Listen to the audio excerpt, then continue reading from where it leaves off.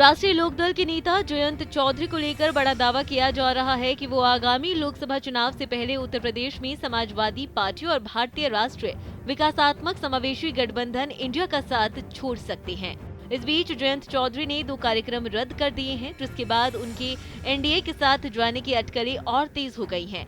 इनमें से पहला कार्यक्रम 12 फरवरी को छपरौली में होना था, जहां उनके पिता अजीत चौधरी की जयंती पर उनकी 12 कुंटल वजन की आदमकद प्रतिमा का लोकार्पण होना था, जिसे फिलहाल के लिए टाल दिया गया है।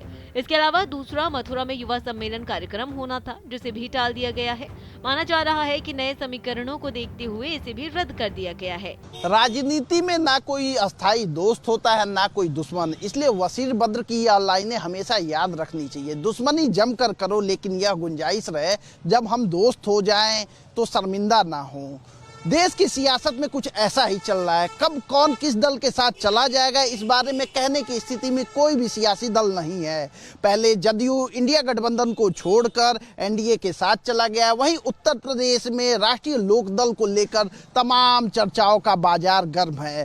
राष्ट्रीय लोकदल की बात अगर की जाए तो चौधरी अजीत सिंह 1986 में सियासत में आए और उनके सियासत में आने के बाद मुलायम सिंह यादव, जो लोकदल के उत्तर प्रदेश के विधानसभा में नेता थे, उनको उनके पद से हटा दिया गया। हालांकि 2003 में राष्ट्रीय लोकदल का समाजवादी पार्टी के साथ गठबंधन हुआ, जो 2007 तक रहा, और 2018 से राष्ट्रीय लोकदल का और समाजवादी पार्टी का गठबंधन चला आ रहा है। लेकिन 2024 के लोकसभा चुनाव को लेकर सीट शेयरिंग में मामला फंसता नजर आ रहा है।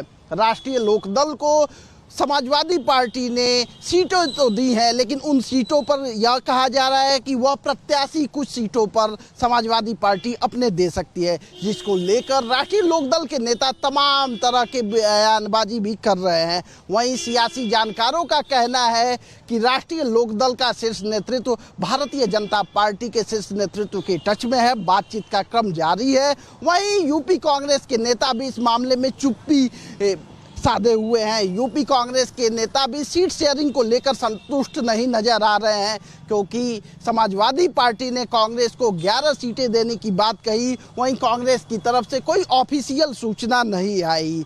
अब बातचीत का क्रम क्या रूप लेता है, यह तो आने वाला वक्त बताएगा। लेकिन सियासत में, विशेषकर यूपी की सियासत में, सब कुछ ठीक नहीं चल रहा है। इंडिया गठबंधन जो भारतीय जनता पार्टी और एनडीए के खिलाफ बना था, वह लगातार धराशायी होते जा रहा है। अब 2024 के लोकसभा चुनाव में यह इंडिया गठबंधन बचा रह पाता है या नहीं, यह आने वाला वक्त तय करेगा। खबरों के मुताबिक जयंत चौधरी अखिलेश यादव के प्रस्ताव से नाराज चल रहे हैं।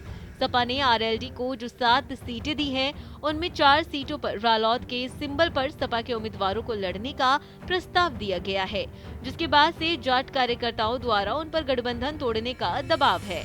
वहीं एनडीए में उन्हें 3 से 4 सीटों का ऑफर दिया गया है। इसमें मथुरा और बागपत की सीटें आरएलडी की दी जा सकती हैं, जबकि एक राज्यसभा सीट भी दी जा सकती है। आपको बता दें कि रालोद ने 2019 का लोकसभा चुनाव भी सपा के साथ गठबंधन में लड़ा था।